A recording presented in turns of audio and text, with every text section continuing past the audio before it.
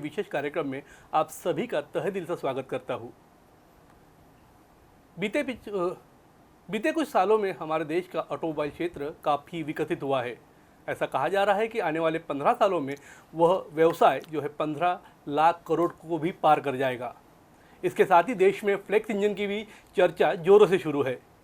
इसी संदर्भ में हमारे साथ बात करने के लिए है केंद्रीय मंत्री नितिन गडकरी जी।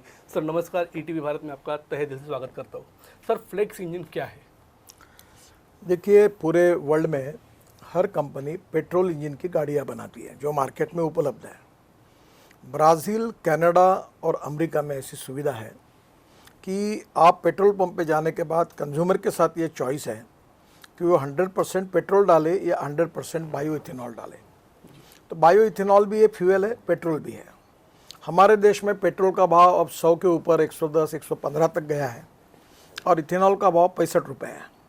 इथेनॉल किसान तैयार करते हैं जो शुगर केन जूस, मोलाइसिस से, राइस से, मक्के से और बायोमास से बनता है।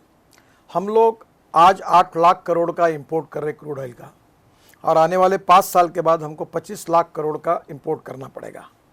और इसलिए आत्मनिर्भर भारत बनाने के लिए निश्चित रूप से हम इंपोर्ट को कम करना आवश्यक है। और यही सब पैसा अगर किसानों के जेब में जाता है तो बहुत फ़ायदा होगा। और पेट्रोल से कई गुना ज़्यादा इथेनॉल अच्छा फ्यूल है क्योंकि उसका पोल्यूशन नहीं के बराबर है। और इसलिए ये फ्लेक्स इंजन जिसमें चॉइस होगा कि 100% पेट्रोल और इथेनॉल, तो हमारी स्कूटर, हमारी ऑटो रिक्शा, हमारी कार जो पेट्रोल इंजन है वो फ्लेक्स इंजन में आएगा। उसकी कीमत वर्ल्ड में उतनी ही है, केवल एक फ़िल्टर लगता है और जो मेटल के वॉशर्स होते हैं उसके बजाय रबर के लगते हैं। तो टेक्नोलॉजी अवेलेबल है। अब हिंदुस्तान में बहुत से कंपनियों ने हासिल किया है। मुझे खुशी है कि अभी मेरी मीटिंग हुई, टोयोटा ने यूरो 6 इमिशन नॉर्म में फ्लेक्स इंजन की टेक्नोलॉजी लगभग पूरी कर ली है और वो जल्दी ही अपने व्हीकल को लॉन्च करने के लिए तैयार है। तो मुझे लगता है कि इससे देश में पेट्रोल का जो आज ज़्यादा रेट है उसके बजाय इथेनॉल 65 रुपये होगा, तो कम से कम 25 रुपये लीटर लोगों का फ़ायदा भी होगा, देश का प्रदूषण भी कम होगा और इथेनॉल के कारण किसानों को भी 2 पैसे मिलेंगे। तो ये आत्मनिर्भर भारत बनने के लिए बहुत बड़ी उपलब्धि होगी। बहुत बड़ी बात है सर। जिस तरह से पेट्रोल के दाम बढ़ रहे हैं, फ्लेक्स इंजन काफ़ी राहत देने वाला होगा।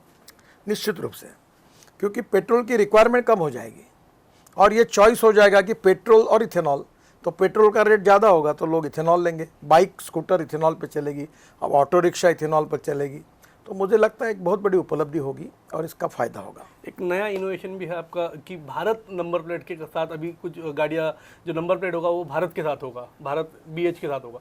तो ये क्या पुरानी गाड़ियों में भी लागू होगा? जो पुरानी गाड़ियाँ हैं जो हर राज्य के स्टेट का प्रतिनिधित्व करती है, MH? देखिए, इसके बारे में हमने निर्णय भी किया है, पर ये सब्जेक्ट जो होता है ये कॉन्करेंट लिस्ट में है। मैंने इसमें कानून बनाने का अधिकार राज्य को भी है और भारत सरकार को भी है।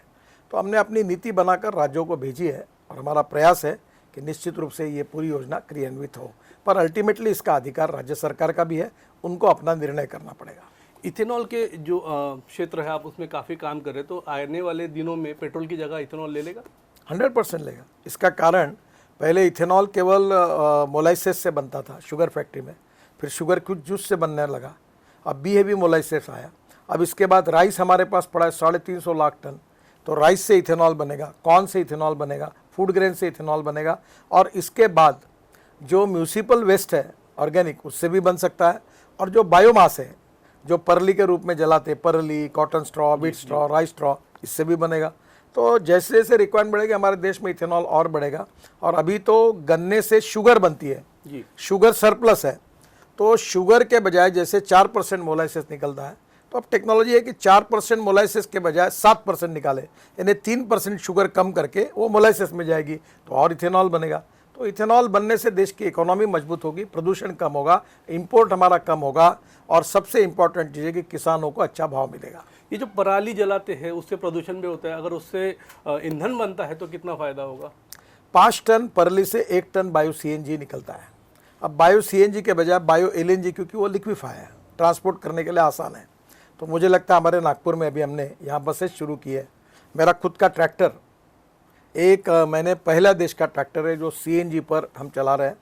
और मैं अभी 2-4-8 दिन के बाद उस ट्रैक्टर को, ये जो हमारे पेड़ लगाए हुए जगह जगह रोड के बीच में, इनको पानी दे के लिए सीएनजी का वो ट्रैक्टर ग्रीन फ्यूल लेकर पूरा पानी डालने के लिए निःशुल्क रूप से मैं उसका उपयोग करने वाला हूँ, एक पानी की टंकी लगाकर, ताकि इन्वायरमेंट के लिए वो बहुत अच्छा होगा। काफ़ी सब ये जो मैं सवाल अगला पूछने जा रहा हूँ, पूरे देशवासियों को इस संदर्भ में उत्सुकता है कि हाईवे निर्माण ट्रांसपोर्ट में काफ़ी काम हुआ है, इसके पहले इतना काम कभी नहीं हुआ। इस पर आप नियंत्रण कैसे रखते हैं, कैसे वॉच करते हैं, और ये सब पर आपका पकड़ कैसी है? देखिए, इथेनॉल की बात तो मैं 2009 से कर रहा हूँ। Diversification of agriculture towards energy and power sector ये मेरे लाइफ का मिशन है। और प्रदूषण, जल प्रदूषण, वायु प्रदूषण और ध्वनि प्रदूषण, इसमें बहुत समस्या है और मैं अब इससे लड़ना चाहता हूँ।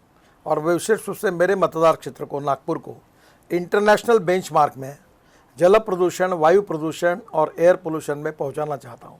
अब नाग नदी का 2400 करोड़ का प्रोजेक्ट आ रहा है, वो जल प्रदूषण दूर करेगा। नागपुर में सीएनजी, एलएनजी, इथेनॉल फ्यूल आएगा तो उससे हमारा प्रदूषण कम होगा। इलेक्ट्रिक आएगा, मेट्रो बढ़ रही है तो इलेक्ट्रिक पर हमारी गाड़ियाँ चलेगी, तो स्वाभाविक रूप से नागपुर को सभी प्रदूषण से मुक्त करना, और यही शुरुआत बाकी शहरों में भी होगी। और निश्चित रूप से इसमें देश में जो हमारी विशेष रूप से पोल्यूशन की समस्या है उसको हम जरूर निपटा सकेंगे। निश्चित रूप से आपका जो काम है पथदर्शी है, लेकिन ये सब आइडिया सर आती कहाँ से? ये देश को बड़ा सवाल है क्योंकि सर के पास काफ़ी आइडिया होती जो कोई सोच भी नहीं सकता है, उसके आगे का काम हो जाता है। देखिए, मैं इस विषय के लिए समर्पित हूँ।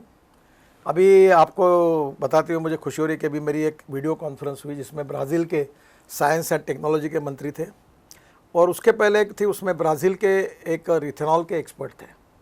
अब ब्राज़ील के हवाई जहाज़ एयरफोर्स के 50% इथेनॉल मिश्रित करके चल रहे हैं।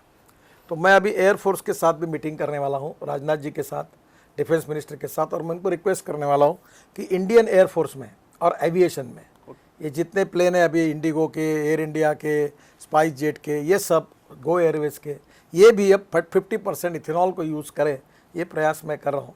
मैं बीच में हमने एक स्पाइस जेट का हवाई जहाज़ देहरादून से दिल्ली पूरे बायोफ्यूल पे लाया, सक्सेसफुली आया था, जिसका स्वागत करने में गया था। मैं ये मानता हूँ कि आगे का भविष्य प्रदूषण की दृष्टि से import substitute, cost effective, pollution free और इंडिजीनियस।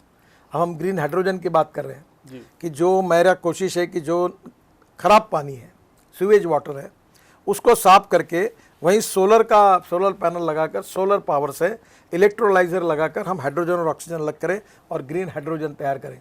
और ये जो कोल यूज़ हो रहा है स्टील इंडस्ट्री में, सीमेंट इंडस्ट्री में, केमिकल इंडस्ट्री में, ये कोल के बजाय ग्रीन हाइड्रोजन यूज़ होगा। इसके ऊपर रेलवे का इंजन चलेगा, कार चलेगी, बसेस चलेगी। और जल्दी मैं कोशिश कर रहा हूँ कि दिल्ली में एक 100% इथेनॉल की चलने वाली गाड़ी खरीदने वाला हूँ और 100% ग्रीन हाइड्रोजन की गाड़ी खरीदने वाला हूँ, और मैं लोगों को दिखाऊंगा कि देखो ये सक्सेसफुली चल रही, आप भी लो। इसके बारे में आपने कल उत्सुकता बढ़ा दी सर, ये गाड़ी कैसी होगी ये हम जानने के लिए। बिल्कुल, गाड़ी जैसी गाड़ी होगी, अच्छी गाड़ी होगी, कोई प्रॉब्लम नहीं है, और पेट्रोल डीजल से कई गुना अच्छा फ्यूल है। अब लोगों में यही जो शंका है, ये दूर होने के लिए मैं ट्रांसपोर्ट मंत्री के नाते जब खुद यूज़ करके आपको बताऊंगा तो इसका विश्वास बढ़ा। भी मैं नागपुर में इलेक्ट्रिक कार में घूमता हूँ जी, तो उसका कोई प्रदूषण नहीं, आवाज़ तक नहीं है। अब लोगों को पता चला कि भाई बहुत अच्छी कार है, तो लोग इलेक्ट्रिक कार भी खरीद रहे हैं। सर, जिस तरह से नागपुर से हम बाहर जाते, जो रोड का जो नेटवर्क है, हम तुळजापुर जाए हाईवे पे जाए या हैदराबाद हाईवे पे जाए, एक नेटवर्क का जो हाईवे है वो वर्ल्ड क्लास होते जा रहे हैं। मुंबई दिल्ली के हाईवे की बात हो रही है अभी, जो बहुत ही सुंदर तरह से बन रहा है। ऐसे कितने हाईवे और देश को मिलेंगे? देखो, ऐसे 26 ग्रीन हाईवे हम बना रहे हैं जो एक्सिस कंट्रोल है, और उससे मेरा ये प्रयास है, एक ही वाक्य में आपको बताऊं, कि आने वाले 3 साल के बाद अमेरिका के रोड जितने अच्छे होंगे, जिस स्टैंडर्ड के होंगे, उसी स्टैंडर्ड के हिंदुस्तान में बिहार, उत्तर प्रदेश से लेकर अरुणाचल, मेघालय, त्रिपुरा तक पूरे देश के रोड वैसे ही होंगे, कश्मीर तक। यही मेरा प्रयास है, और मैं इसके, हमारे इंजीनियर्स, हमारे डिपार्टमेंट रात दिन काम कर रहा है, और निश्चित रूप से हम इसमें यशस्वी होंगे। आपका एक जो वाक्य है सर कि हमारे ट्रांसपोर्ट व्यवस्था अगर अच्छी है तो हमारा विकास होता है। जिस तरह से हर राज्य चाहता है कि हमारे देश में, हमारे राज्य में अच्छे हाईवे निर्माण हो, हर राज्य की वही कोशिश है। आपसे कई डेलीगेशन मिलते रहते हैं, तो कौन सा राज्य है इसमें जो सबसे आगे बढ़कर आपके पीछे लगा है कि सर हमारे आप बनाइए, और किसका रिस्पॉन्स रेट ज़्यादा है इसमें? नहीं, सभी का रिस्पॉन्स है और मैं सभी की मदद करता हूँ। हम इसमें राजनीति नहीं करते, सबका साथ, सबका विश्वास और सबका सहयोग, यही मोदी जी का मंत्र है। तो हम सभी राज्यों को मदद करते हैं, इसमें हम राजनीति नहीं करते, सब राज्यों को मदद करते हैं। सर, आने वाला जो समय है, इलेक्ट्रिक व्हीकल की बात हो रही है, तो केंद्र किस तरह से सब्सिडी देगा इस सब पे? ऑलरेडी स्कीम से लोगों को सब्सिडी मिल रही है, अब सब्सिडी की ज़रूरत ही नहीं है। जैसे तुम्हारे पास गाड़ी है, तुम 10,000 रुपये पेट्रोल पे खर्चा कर रहे हो, तो कल इलेक्ट्रिक लोगे तो 1,000 रुपये आएगा, और इलेक्ट्रिक कार की कीमत और पेट्रोल की कार की कीमत लगभग समान होगी। तो मुझे तुमको बताने की ज़रूरत ही नहीं, तुम अगली गाड़ी इलेक्ट्रिक के लेने वाले हो, बाइक लेने वाले हो, क्योंकि आपका पैसा बच जाएगा। बिल्कुल सर, बिल्कुल सर। जैसे हमारा ऑटोमोबाइल क्षेत्र है, काफ़ी विकसित हुआ है। आपने कहा था कि वो 15 लाख करोड़ का वो व्यापार होगा, उसका टर्नओवर होगा, लेकिन फोर्ड जैसी कंपनियां कुछ बाहर जा रही है, ये विपरीत परिणाम करेगा सर? बाहर नहीं जा रहे, उनने अपना यूनिट बंद किया। देखो इसमें कंपटीशन है, और कंपटीशन में जो प्रोडक्ट अच्छा है वो लोग खरीदते हैं और उन प्रयास करने पड़ते हैं। फोर्ड की भी अच्छी गाड़ियाँ थी, पर मार्केट कंपटीशन में उन्होंने निर्णय किया, पर अब वॉल्यूम कम नहीं हुआ है। 7.5 लाख करोड़ से हम 15 लाख करोड़ जाएंगे। आपको पता होगा कि हमारी टू व्हीलर की जो इंडस्ट्री है, बजाज, टीवीएस और हीरो, ये 50% प्रोडक्शन एक्सपोर्ट कर रहे हैं जी। हाँ, और इसके बाद हिंदुस्तान, ये Mercedes, BMW, Toyota, Honda, Hyundai, ये सब जितनी गाड़ियाँ हैं, और हमारी टाटा, महिंद्रा, तो ये तो ऑलरेडी है ही। अब ये सब गाड़ियों का वर्ल्ड का नंबर 1 का मैन्युफैक्चरिंग हम हिंदुस्तान बनेगा, और यहाँ से वर्ल्ड में गाड़ियाँ जाएगी, और निश्चित रूप से ये 15 लाख करोड़ की इंडस्ट्री बनेगी। मैं आज ही बता रहा हूँ कि हमारी ऑटोमोबाइल इंडस्ट्री जो 7.5 लाख करोड़ की है, देश में सबसे ज़्यादा जॉब, नौकरियाँ देने वाली ये इंडस्ट्री है। देश में राज्य सरकार और भारत सरकार